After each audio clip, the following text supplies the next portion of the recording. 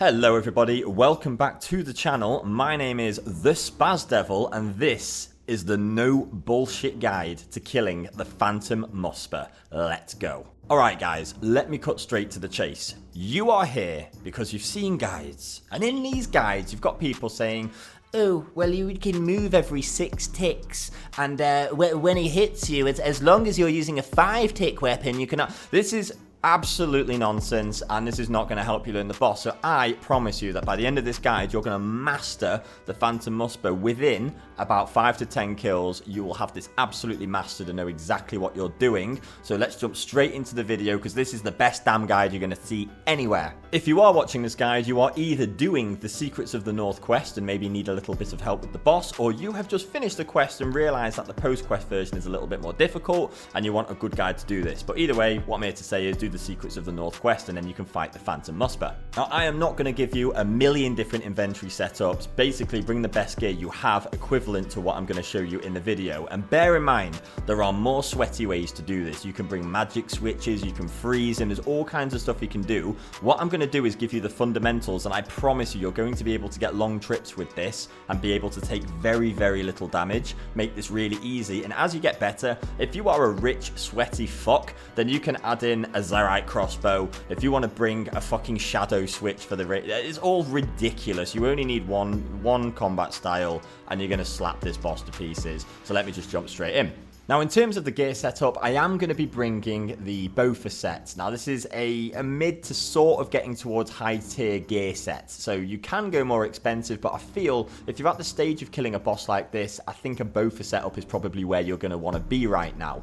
Now, this is not your first rodeo, guys, okay? So obviously the Necklace of Anguish is amazing. Barrow's gloves are amazing. The best backpack that you can bring in terms of the assembler that you get from Ava is going to be your best in slot. Yeah, I know the quiver is the best in slot, but if you've got a quiver, you really don't need to be watching my fucking channel, okay? Now, the main items that I am going to note is I want you to bring some Dragon Sapphire Bolts E, because we are going to bring a crossbow switch. A Dragon crossbow or a Rune crossbow is absolutely fine. You're only going to use it for one very small portion of the fight.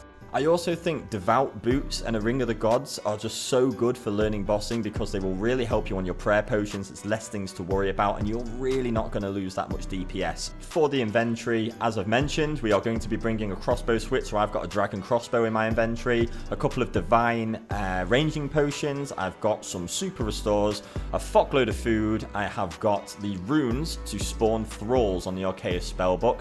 Don't have to do that to start with, but it is going to give you extra damage, so it's a good thing to bring with.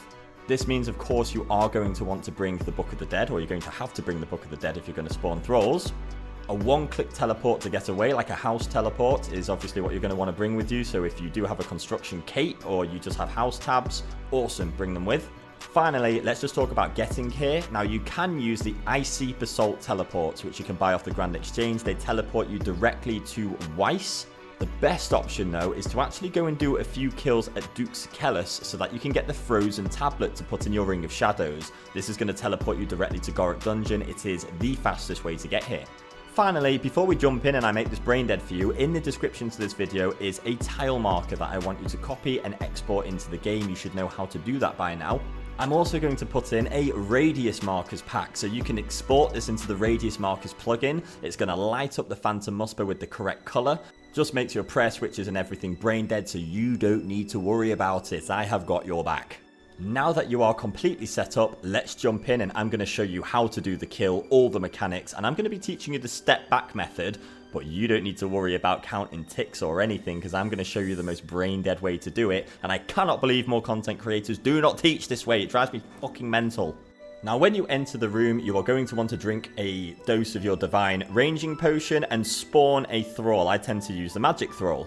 The Phantom Muspah will start either in a melee phase or a range phase. He does not have a dedicated magic phase, but he does have a magic attack, which I'll talk to you about in a bit and show you how to avoid that. It's really, really easy.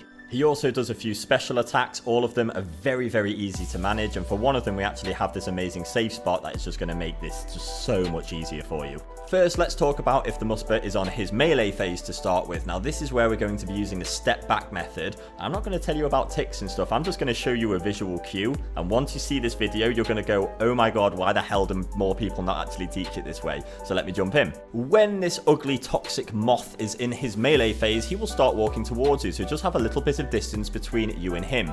Now, as long as he has to travel a little bit to get towards you, he will always hit a 0 when he gets to you. Because there's a weird mechanic where if he's moving when he does his attack, then it will always be a 0. Now, how do you make this brain dead and how do you get it correct every time so that you take no damage? Now, you still need to have Protect from Melee on, of course, but the trick is you have to step back at a very certain timing, and then that way he will constantly always be moving when he does that attack, so that it's always going to register a 0. If you stand still next to him, even with Protect from Melee on, he's going to hit straight through your prayer, he's going to do really big damage to you. Now, all you need to do is when he comes towards you for the first hit and hits the first 0, when the hit splat above your head, the 0, disappears, step back 2 tiles. There, it is that easy. Timing's sorted. That's all you need to worry about. Wait for the Muspah to hit you for a 0, wait for that 0 to disappear, step back 2 tiles, wait for him to hit you a 0 again, hit him, wait for your hit splat of 0 to disappear, walk back 2 tiles again. It literally cannot be any simpler.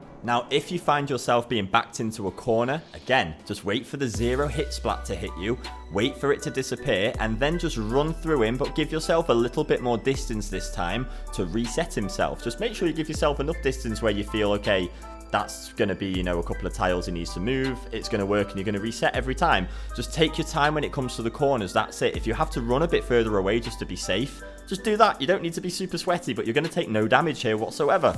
Now, the Muspah does have this weird special attack where he will spawn the spikes to actually chase you around the room. So they come out the ground and they very slowly kind of follow you around the room.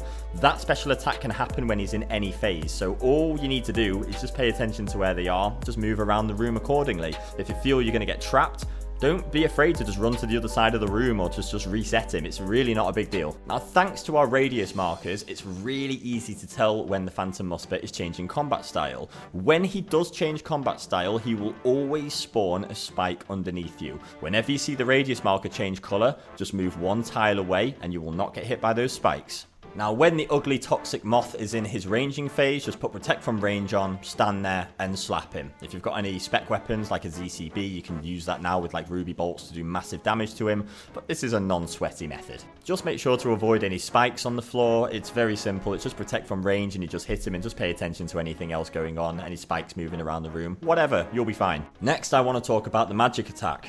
Now, in the Ed Boys video that I watched, and fair credit to him, he's a very good creator, he says in the video that as long as you put Protect from Magic on before the magic projectile hits you, it will protect you. This is bullshit. It will not protect you. You have to put Protect from Magic on when he's doing the animation. So when you see the toxic moth doing a bit of a fucking hissy fit, immediately put Protect from Magic on as soon as a projectile hits you, then immediately stick Protect from Range on, and job done, you've avoided the attack. He can do this quite frequently, so just keep an eye out for it. He can also do multiple magic attacks in a row, so if you see another hissy fit, just make sure to keep the Protect from Magic on. It is that simple. Now, the next special attack that will happen some point during the fight, it is random which special attack happens first, is what I call the shitball phase. So the room will go dark, balls of shit will appear all over the room and start moving towards you, and they will deal some massive damage, and the Muspah will just start teleporting around the room like a fucking Dragon Ball Z villain. All you need to do is go to the save tile and none of the shit balls can hit you. Now, if you have a Boffer, because it's got a very long range, if you are quick enough, it can click on one of the Muspah's pop-ups as he goes around the room. Your character will actually continue to hit him and just spin around hitting him, and you get a lot of damage in this phase. So get to the save tile first and try to land that red X on him. What I mean by that is if you misclick him, you're going to get pulled out of the save tile. So get a click off on him. You're going to get loads of extra damage here, as you can see in the video. I should note as well, it is possible that a spike will come up on the ground and actually ruin your save tile at some point point in the fight. So what I tend to do is avoid the safe tile area until I need to use it. That way it's always going to be clear, there's going to be no spike there, and I know that that safe tile is going to be good for me to use for that special attack. Now when the Muspah's health gets low, he's going to do his ultimate hissy fit shout. So what's going to happen here is the room's going to go a bit dark, it's going to telegraph it for you so you know when it's going to happen. He's going to start holding his head and shaking, and then he's going to let out a giant roar, which does, I think, about 55 damage to you. To avoid this, all you need to do is stand behind one of the spikes. You've got loads of time to react to this, and he's only going to do this attack once, okay? Now, after the lightning attack, he's going to go into this prayer phase where he's going to have like a shield, and now we're going to switch to our crossbow and use our Sapphire Bolt's E. Now, this bit can be a little bit difficult and might take some practice, okay? What you want to do is, obviously, you've got Protect from Missiles on, Protect from Range on, and you're going to have to swap to Protect from Magic if he does his magic attack. As you know, we've already covered that in the video. Now, when you are comfortable, what you want to do is actually flick between Protect from Range and Smite. Now, in order to do this, you have to offset yourself with the Muspah. What I like to do is, if we're attacking at the same time, I'm not going to be able to flick between Smite and flick between Protect from Range. He's obviously going to hit me if I don't have the right prayers on. So what I can do is just click on the floor underneath me, wait for him to do an attack, and then start attacking him, and this should put us what we call off tick. Sorry for the fucking virgin jargon. This way, just before my character does the animation of firing the crossbow bolt, I can put Smite on, and then I can flick back to range before the Muspah does his animation for his range attack. The only annoying part is sometimes when he does his magic attack, it can kind of throw you off because it's a different timing, but you get the idea. Basically, Smite gets rid of his shield really quickly. If you're not comfortable with prayer flicking yet, don't worry, just camp it, let your thrall do some of the work, and eventually the shield will disappear. Once this is done, stick your Bofur back on and then clean up the rest of the fight. At any point during this as well, he can spawn a spike underneath you. Just make sure to step a tile away, and obviously make sure to pay attention to if he uses his magic attack, but he's only going to use range, and then occasionally he'll hit you with a magic attack. Job done. You can now kill the Phantom Muspah. You now understand it properly. That is how to fucking do a guide video. Let's go.